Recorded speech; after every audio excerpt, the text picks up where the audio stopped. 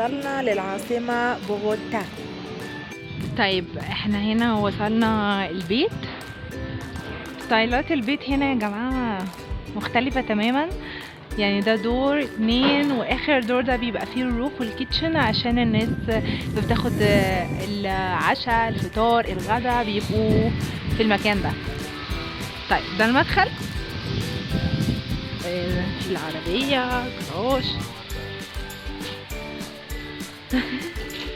وده السلم اللي بيطلعنا على فوق. هطلع فوق دلوقتي واوريكم البيت من فوق عامل ازاي. طيب ده الفيو من اخر دور، حاجة تحفة اقسم بالله، حاجة كده تفتح النفس.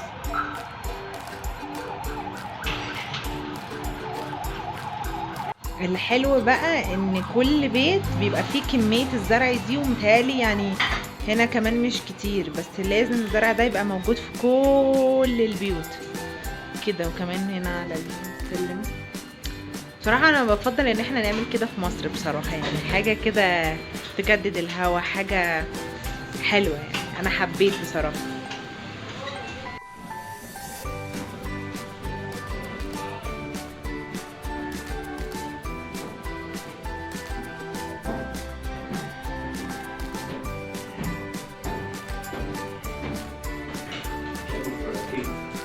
Sí, هنا like Chinese style. ده اكل صيني مش كولومبي. ده ايه بقى؟ Fry vegetables with. يعني خضار ونودلز Ahí está. وفراخ. Ya está por ahí. Ahí está. el pollito por aquí, pollito para acá. دي حاجة موجودة في كل الغدا، بطاطس المسلوقة، في منها أصفر وفي منها بني وفي منها أخضر بس الأصفر أكتر انتشارا يعني. Chile de esto. 2, 3, تو 2. دوس. جراسياس. ¿Arroz quieres? Sí.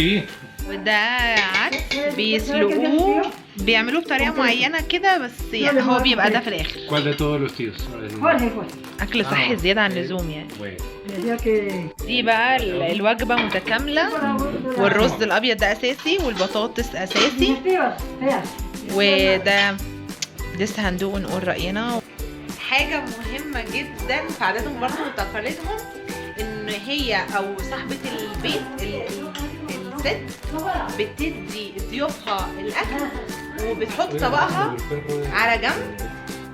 بعد ما ضيوفها ما يخلصوا اكل هي بتبتدي تاكل، وده نوع من انواع الكرم والطيبه، ان هي بتدينا الاول الاكل وبتدينا كل حاجه احنا عايزينها، وبعد كده هي بتبتدي تاكل.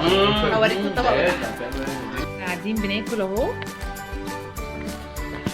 وهي تقطعها اهو عادي، استنانا ما نخلص وبعد كده هي هتبتدي تاكل. حاجه غريبه قوي يعني، مش عارفه انت بتاكل ايه بقى؟ قولي. ايس كريم. بالايه؟ طعم ايه؟ ما اعرفش بالعربي، رم ونعناع. خمرة وعنب مش نعناع.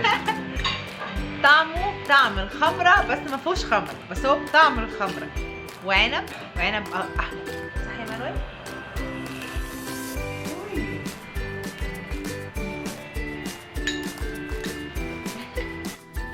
طبعا المنظر من هنا تحفة قوي، والشمس جميلة جدا مع الزرع بقى والحركات، والجبل ورا هناك اهو، مش عارفة باين ولا لا، تحفة جدا.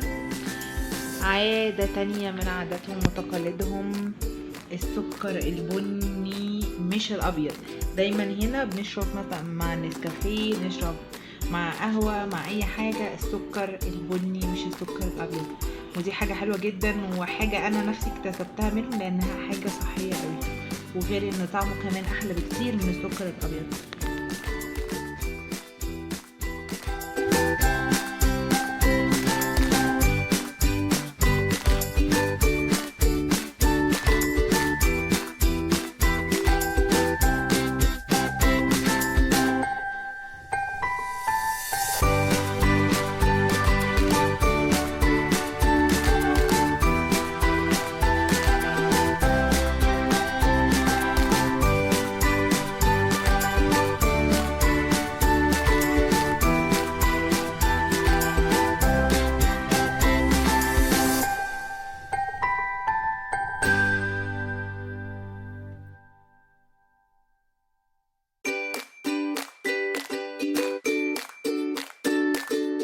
الشابو وجلد الخروف اللي انا لابساه ده حاجة هم بيلبسوها دايما عشان الجو برد، حاجة برضو من عاداتهم وتقاليدهم ولطيفة جدا.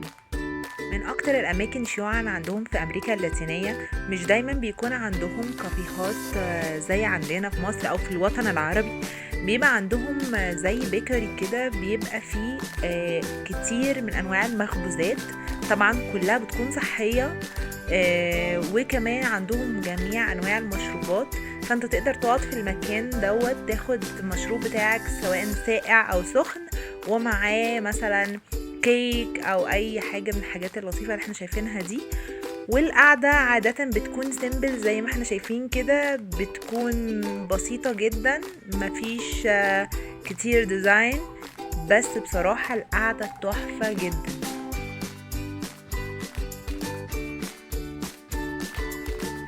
من اكتر الحاجات المشهورين بيها القهوة، والقهوة هنا من اقوى انواع القهوة على مستوى العالم.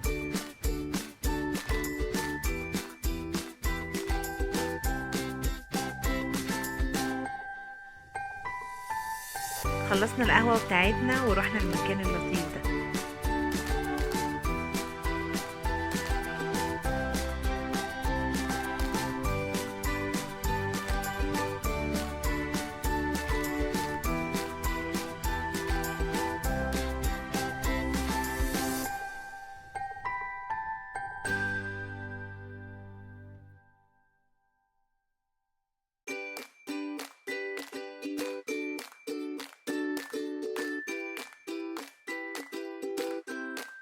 عشان نرجع بقى المدينة تاني هناخد حوالي من ساعة لساعة ونص في الطريق. هنروح المدينة بقى نتمشى شوية بالليل، وهوريكم المكان هناك عامل ازاي.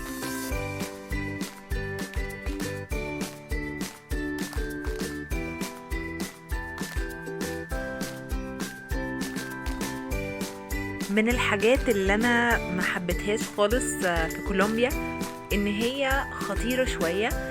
يعني احنا مثلا دلوقتي ماشيين وبنصور، فبنحاول ان احنا ما نبينش الموبايل بتاعنا، لان بسهولة جدا حتى في وسط الزحمة اللي احنا فيها دي ممكن موتوسيكل زي اللي معدي دلوقتي دوت يقفوا ياخدوا الموبايل. ومش بس كده، ممكن يعني يأذونا، يعني مش بس بيكتفوا بانهم ياخدوا الحاجة، ممكن يأذوا الشخص اللي ماشي في الشارع ده.